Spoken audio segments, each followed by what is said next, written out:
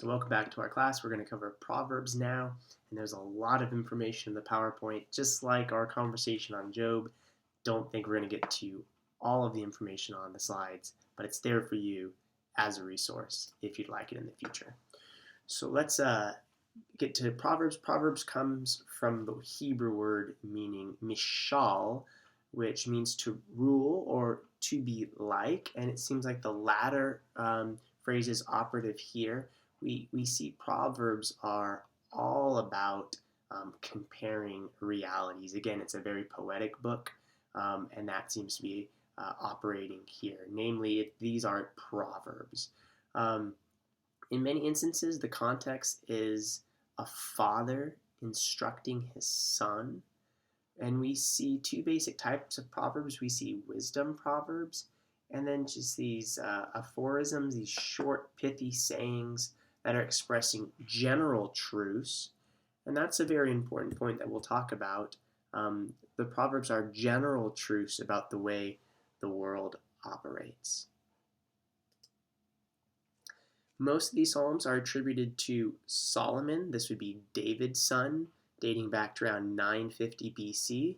We do see that there is a collection that says that there were Proverbs of Solomon that were compiled or copied during the reign of Hezekiah.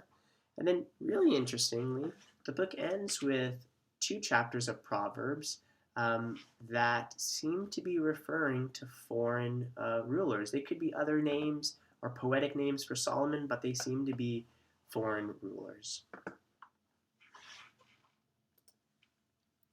Here are the headings in the book.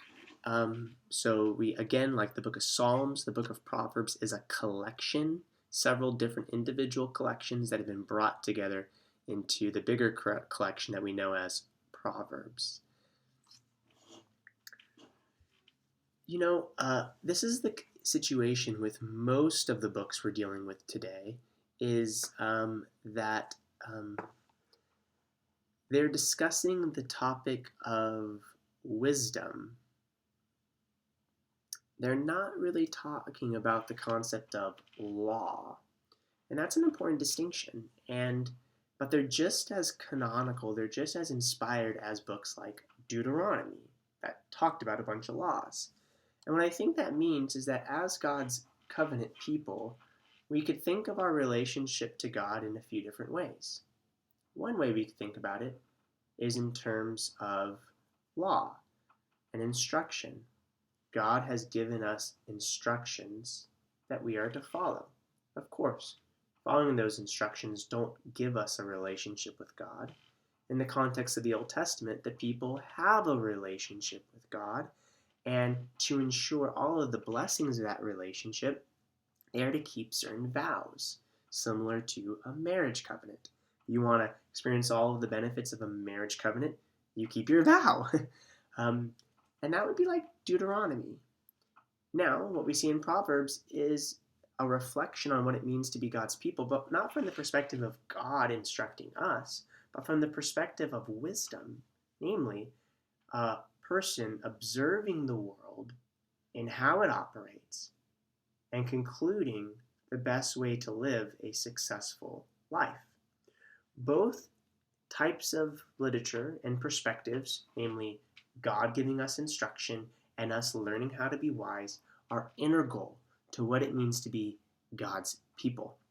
In other words, God's people interact with God in a proper way with love and loyalty, and we act wisely. It would be good to say these are two sides of the same coin. And we know that because if you don't operate with God with love and loyalty, the law says you'll be cursed. Well, when you read the Proverbs, it's the foolish man who is cursed. In the law, we learn that if you operate with God with faithfulness and loyalty, you'll be blessed. And when you read the Proverbs, it's the wise person who is blessed. So I think we could think about our relationship with God and one another in terms of instruction, that's Torah, God giving certain laws that are not a to-do list. Don't think of them that way. They're not a contract, it's a covenant. It's not transactional. It's about how we ensure we get to experience the benefits of the relationship with God. But instruction, God giving us instruction, but then also wisdom, seeing the way the world operates. And both are integral to the covenant person's life. Here is the structure of Psalm 31. So we've talked about acrostics and parallelism in the book of Psalms. Another structuring device is called chiasm. And what chiasm refers to is the Greek letter chi, which is like an X. So imagine if this continued to come all the way down here and that all the way down there. This would be like an X, and in Greek it's chiasm. So this would be a chiastic structure where it's repeating itself all the way to H, and then you'll notice the parallelism here on a highly developed way. I think this could also be called staircase parallelism, like you see kind of like a staircase walking down and then down here as well. So this would be another way to structure a psalm. And typically what's happening here is you have the topic being framed, and then what's happening in the center is highly significant. But this would be another structuring device that we see operative also in the Proverbs. Now, something I referred to earlier is we have wisdom Proverbs, but then we also have aphoristic Proverbs. And so you have the author saying, "Answer not a fool according to his folly, lest you be like him yourself. Answer a fool according to his folly, lest he be wise in your own eyes." Do you see the difference here? In verse 4, you don't answer a fool. In verse 5, you do answer him. This is not a contradiction. It takes wisdom to know when to answer a fool and when not to answer a fool. And the point I'm trying to make now is that the Proverbs are not objective, universal truths that are always the case. So, another proverb says, "Train up a child in the ways of the Lord, and when he is old, he will not depart from it." That is a general truth about the way the world operates, but it's not a promise. How do we know? David trained up Solomon, and he wandered. And clearly there are many examples of parents being faithful and training up their children, and their children wander. Again, we're seeing that you can't mechanicalize God. In other words, God's not the big blue genie from Aladdin, Robin Williams or Will Smith, who, if you just rub the lamp in just the right way, you can guarantee certain outcomes. No, the Proverbs are general truths about the way the world operates, that if you generally train your child up in God's ways, he or she will not depart. These are not universal truths. It takes wisdom to apply these Proverbs. So they're not copy and paste. You apply them to your life situation. You need to know when not to answer a fool so that you don't be like him, and when to answer a fool lest he be wise. It takes wisdom to apply the Proverbs. Here's some more then about the aphoristic Proverbs, namely they're introducing life principles, general truths about the way the world operates. Here we have a slide that's continuing to go back about Proverbs structure. You'll see, again, the importance of parallelism and how parallelism functions sometimes. The second line repeats the idea of the first line.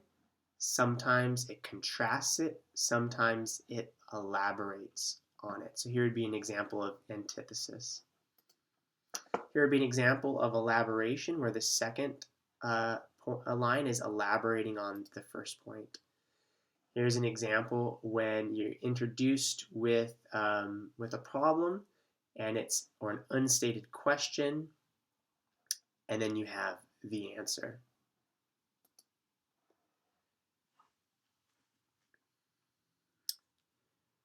The Proverbs, I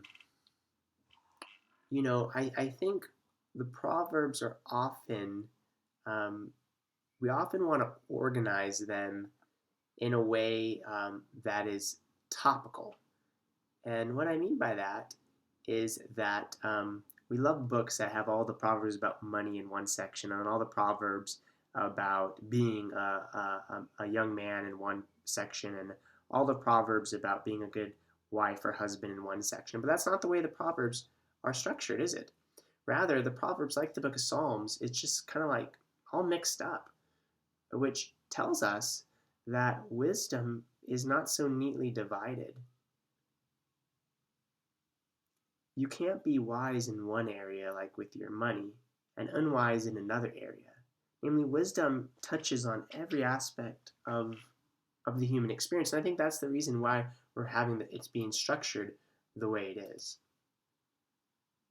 Now, again, about the aphoristic proverbs, we have these general truths about how to behave, namely, those who love sleep are going to become poor. And so we have these ideas about how to live a successful life. That's what the Proverbs are painting. Namely, what does it mean to be successful in life?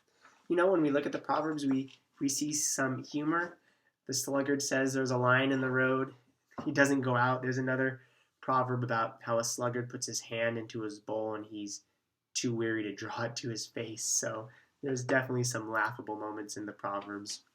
As we've already alluded to, the Proverbs are all about wisdom, about how to live wisely in this world.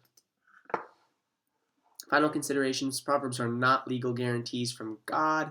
They must be read as a collection. They are not universal truths. They are general truths about the way the world operates. And what I would want to do in ending this lecture is to remind us again about the topic of wisdom. Namely, what does it mean to be God's people? On the one hand, it means to be in a covenant relationship to God, but on the other hand, it means to be wise. And what the Proverbs do is they chart out a pathway through the genre of proverb about how to live wisely. I think one final point that you'll need to know for the quiz is that wisdom is often personified as a woman in the book of Proverbs. And that's very, very significant theologically. Let's actually now move on to our next book. We'll do this together. The Song of Solomon, which is a super important book, and so many things I want to say about this. But notice the term Song of Songs. This would be a way to do the superlative in Hebrew. So what I mean by superlative is that ending est. So if you say the safest, or the fastest. When you say you're the fastest, it means in the category of fast people, you're the fastest. So when Hebrew does the Song of Songs, it means this is the best song. It's the best song of all. Now, authorship, it's most likely Solomon, because we learn about a king who is also a preacher, and that's probably the best candidate for authorship. Its purpose, we have all these question marks. And I would want to say that the purpose of the book of the Song of Songs, let's see here, we're in Ecclesiastes now, sorry about that. The purpose of the Song of Songs is to, here we go, sorry about that, is to talk about human love. The book is about human love. We have a woman and a man who love each other deeply. And the book is about how to do human love wisely. And you might ask, well, what is a book about human love doing in the Bible? And I would just say, human love matters to God. What I mean by that is marriage means something to God. The way a husband treats his wife matters to God. The way a wife treats her husband matters to God.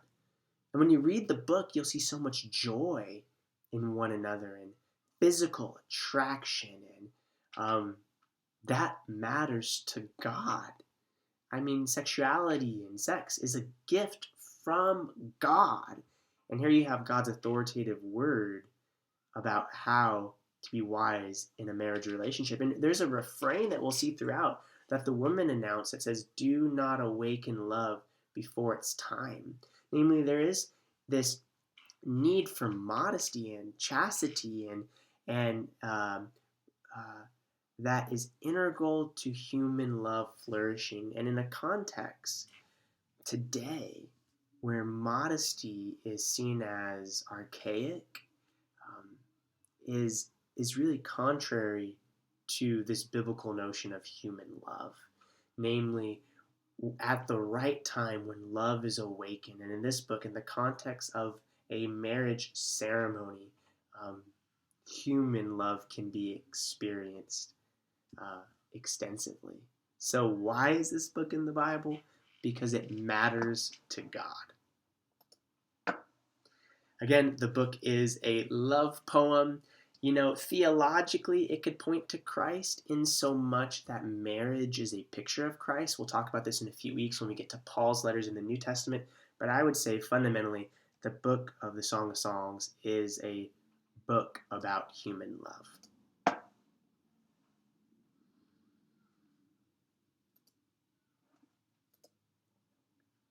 Here we have this back and forth between the man and the woman, and I'll let you read this if you'd like. But you read the book this week; it is an amazing book. Here you'll see the physical descriptions of the man's body and the woman's body in terms of agriculture, in terms of animals, and even geology with jewels, and I would even say architecturally with buildings. It is a really glorious book. And as we've already said, God has an authoritative word on sex and sexual pleasure and sexuality. And we're seeing that just articulated throughout the book, that there is a really good understanding of these concepts. And we see it articulated in Song of Songs. This would be an example of the refrain that we see throughout the book, and indicating this exclusivity. So if we're to pull out some values of God's authoritative view on sex and marriage, it would be that it's exclusive. We see things like the woman saying things like, "I am my beloved, and my beloved is mine." Solomon might have his thousands, but my beloved has one. So we're seeing this idea of exclusivity. We're seeing this idea of marriage and this marriage ceremony. And all of this is deeply, deeply theological. So, you know, um, uh, we are looking for the mystery of sexual experience in all of the wrong places in our society. And what the Bible is charting for us is this course in this biblical marriage that's exclusive and then therefore experiencing profound joys. So, what do we learn? Several things. Sex is a good thing. Marriage should include sex. It's very appropriate. You shouldn't compartmentalize this experience from faith. Um, Rather, these are good gifts from God to be experienced in their right context. I would just challenge all of you, friends, to embrace this understanding and to experience all of the joy that God has for us. This is a book about human love, ultimately marriage, indicating that this expression of love and this institution of marriage is very important to God.